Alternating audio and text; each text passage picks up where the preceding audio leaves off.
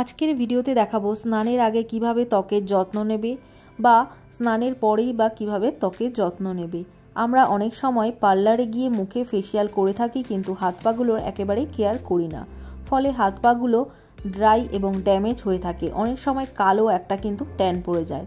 আর এখন তো গরমকাল হয়ে গেছে, বাইরে বেরোলেই কিন্তু প্রচুর পরিমাণে ট্যান পড়বে। তো তার জন্য বাড়িতেই যদি আমরা খুব সহজে একটা ঘরোয়া জিনিস দিয়ে কিন্তু বডি পলিশিং প্যাক যদি তৈরি করে নিতে পারি, এটা ব্যবহার করলে তোমাদের ত্বক ফর্সা ঝকঝকে তো হবেই, তার সাথে সাথে যদি ট্যান পড়ে থাকে সেটাও কিন্তু ইনস্ট্যান্ট রিমুভ করবে।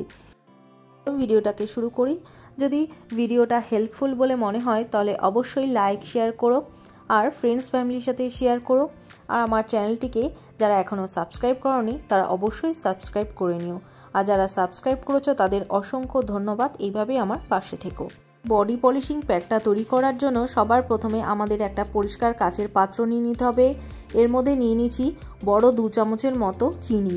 চিনিটার দানাটা যদি খুব বড় হয় তাহলে তোমরা একটা হামলদিস্তার সাহায্যে এটা একটু গুঁড়ো গুঁড়ো করে নেবে। একেবারে মিহি পাউডার কিন্তু এখানে করবে না।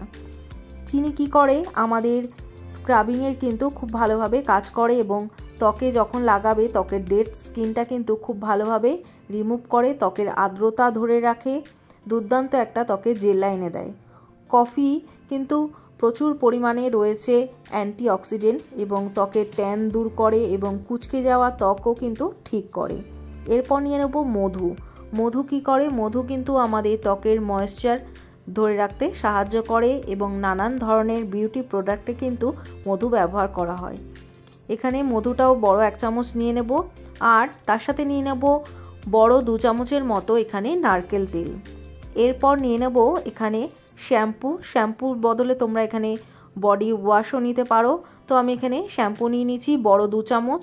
তারপর নিয়ে নেব এখানে পাতিলেবু। পাতিলেবুতে রয়েছে প্রচুর পরিমাণে ভিটামিন সি, যা আমাদের ত্বকের জেল্লা বাড়ায় এবং ত্বকে যদি কালো দাগছোপ হয়ে থাকে সেটাও কিন্তু ধীরে ধীরে কমিয়ে ফেলে।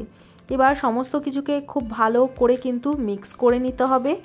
দেখো, খুব ভালোভাবে মিক্স করে নেবে যাতে সমস্ত উপাদানগুলো খুব ভালোভাবে মিশে যায়। তোমরা কিন্তু এইভাবে বেশি করে বানিয়েও স্টোর করে একটা কাচের কন্টেনারে রেখে দিতে পারো বাথরুমের মধ্যে। তো দেখো, এইভাবে বানিয়ে রেখে দেবে, তাহলে কিন্তু তোমাদের এটা ব্যবহার করতে সুবিধা হবে। রোজ রোজ বানানোর কিন্তু কোনো প্রয়োজন হবে না। তো এটা অবশ্যই বানিয়ে বাথরুমে তোমরা 1 সপ্তাহের মতো রেখে দিতে পারো। তো দেখো, এটাকে নিয়ে পুরো বডিতে কিন্তু হালকা হাতে স্ক্রাব করে নেবে। একদম জোরে জোরে ঘষবে না, একদমই হালকা হাতে ফুল বডিতে তোমরা এইভাবে স্ক্রাব করে নেবে 10 মিনিটের জন্য। খুব ভালোভাবে স্ক্রাব করার পর এবার কিন্তু 10 মিনিট এটাকে রেখে দেবে। এবার তোমাদের যদি বডিতে কোনো ট্যান বা দাগছোপ হয়ে থাকে সেটা কিন্তু খুব ভালোভাবে রিমুভ করবে। এটা ছেলে মেয়ে উভয় কিন্তু তোমরা এটা ব্যবহার করতে পারো। খুব ভালো, সপ্তাহে 3 দিন করে করো, দেখবে এটা প্যাকটা লাগানোর পর তোমরা যখন ধোবে তারপরে স্কিনটা কতটা সফট এবং মোলায়েম হয়ে গেছে। অবশ্যই এটা ট্রাই করো, ভীষণ ভালো। রোদে যদি তোমরা বাইরে থেকে আসো তাহলে যদি এটা ইনস্ট্যান্ট ব্যবহার করো, তোমরা কিন্তু খুব ভালো এর থেকে কিন্তু একটা রেজাল্ট পাবে। এটা 10 মিনিট রাখার পর তারপর একটা রুমাল দিয়ে এটাকে ভালো করে মুছে নাও, তারপর পরিষ্কার জল দিয়ে ধুয়ে নাও। তবে ধুয়ে আসার পর একটা টাওয়াল দিয়ে খুব ভালোভাবে এটাকে মুছে নেবে জলটাকে। দেখো, স্কিনটা ভীষণভাবে সফট এবং কিন্তু স্মুথ হয়ে গেছে। এরপর একটা ময়েশ্চারাইজার লাগাবো। তো তার জন্য এখানে আমি নিয়ে নিলাম অ্যালোভেরা জেল, গোলাপ জল আর কয়েক ফোঁটা এখানে আলমন্ড অয়েল। 3টেকে খুব ভালো করে মিশিয়ে নেব।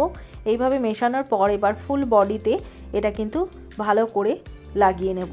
এটা লাগানোর পর দেখবে তোমরা স্কিনটা কতটা চকচক করছে এবং স্কিনে আলাদাই কিন্তু একটা জেল্লা নিয়ে এসছে এবং স্কিনটা ভীষণভাবে সফট এবং স্মুথ হয়ে গেছে। অবশ্যই সপ্তাহে এটা 3 দিন ট্রাই করো, ভীষণ ভালো কিন্তু এর থেকে রেজাল্ট পাবে। ছেলে মেয়ে উভয় কিন্তু এটা ব্যবহার করতে পারো, কোনো ঝামেলা ছাড়াই কিন্তু এটা তৈরি হয়ে যায়। তো অবশ্যই ট্রাই করো। যদি ভালো লাগে লাইক শেয়ার করো, আমার চ্যানেলটিকে সাবস্ক্রাইব